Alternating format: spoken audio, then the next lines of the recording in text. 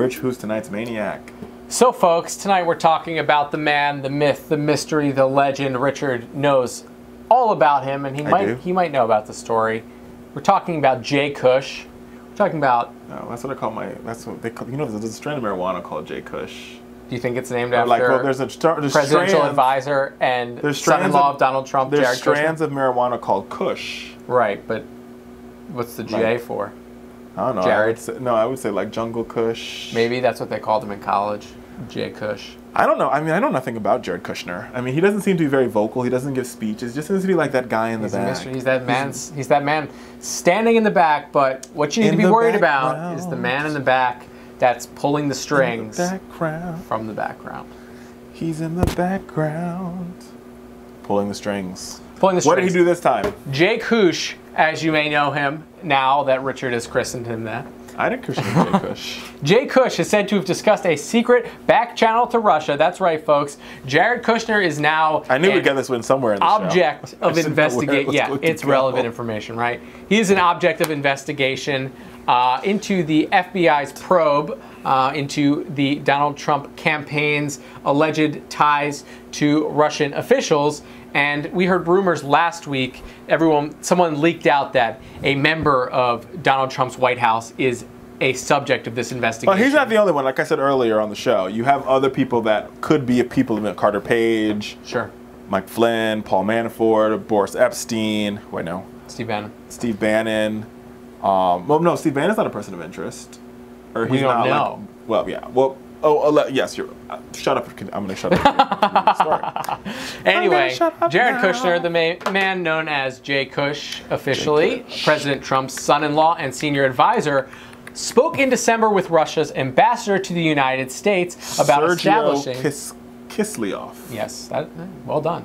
About establishing a secret communications channel between the Trump transition team and Moscow to discuss, this is allegedly, to discuss strategy in Syria and other policy issues, according to 3 insiders. So I want to make a couple points about Mr. Kislyak for the world to understand. Sure. So there was, I forgot who it was, but a former KGB... That's not right, it's Kislyak. Kislyak, sorry.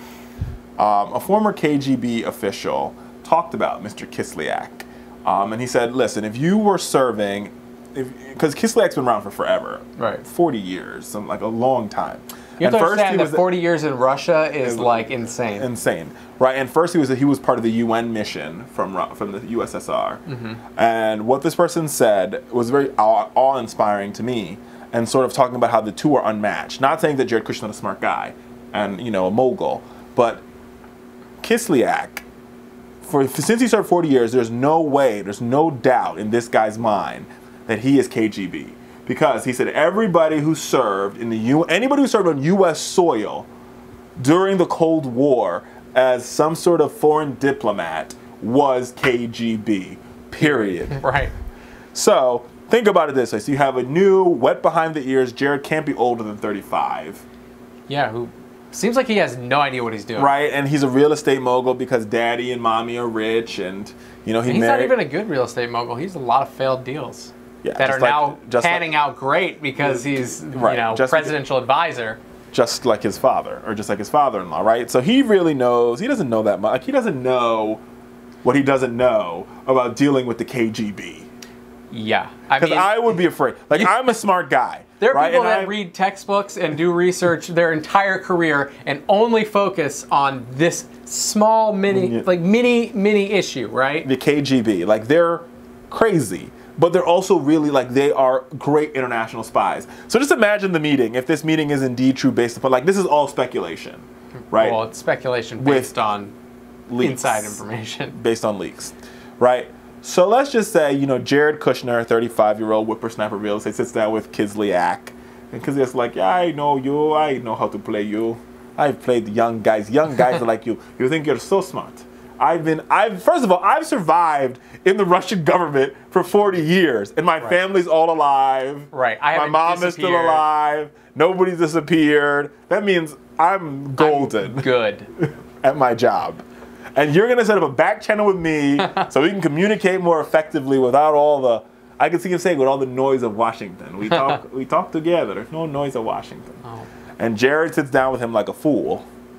And I think, clearly, the Russians could be playing us. Well, what I like about that theory is the fact that, like, it wouldn't be a bad blackmail instance to just put, you know, officials in Donald Trump's White House in compromising positions just to hold it over their head. Absolutely. Right? I'm sure Russia has no need to have one of these back channels. This back channel probably already exists, right? It's not like Jared Kushner needed to set it up or anything. Like, you're telling me there isn't someone who's communicating with Russia that's like 2 steps away from the Trump team that can then communicate with the Trump team. You don't need to have... No, they're doing this to, like, I think the Russians are doing this game of, like, what they want to do, the sense I get, right, and I'm like, I haven't studied the KGB, but it's very obvious, is they want to weaken America's position in the globe. Sure. So first, they're going to put out a candidate that is, because every time we go to war, we weaken our position. Right, so I actually do believe that there's somehow, some way, the Russians and the Chinese, somebody is behind North Korea acting up. Like Kim Jong-un is like, blah, blah. So there's somebody behind them, right? ISIS is acting up. Russia, whether we like it or not, by sort of protecting Assad, is helping ISIS grow. And the Europeans are sort of the only, like NATO and the United States and Europe is the only counterbalance to Russia and China, right? And we already know that China's foreign direct investment in third world countries is through the roof. Like they're investing 6 times foreign direct investment what we're doing in Africa that China's already doing it. Like they're on it. So there's all these pieces, and Russians are like, oh, now our job is just embarrass America on the world stage.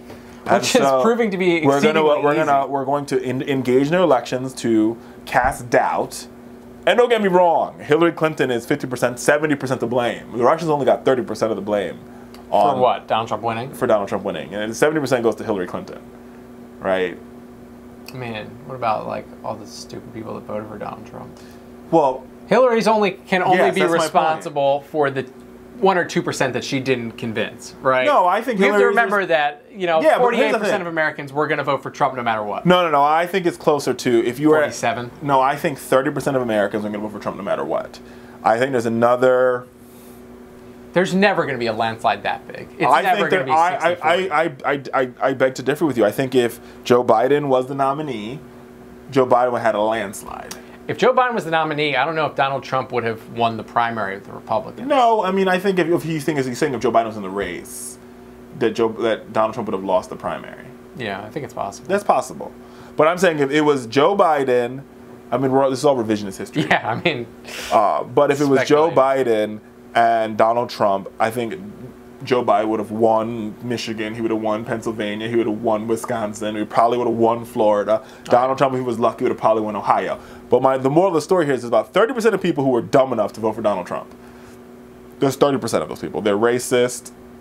Let's just say it. They're deplorables. I don't know. I think 40%. No, I think it's 30. Anyway, we'll come up on the break, folks. Another 18%. We'll keep talking about this later. Are people who Hillary didn't convince. We're going to break.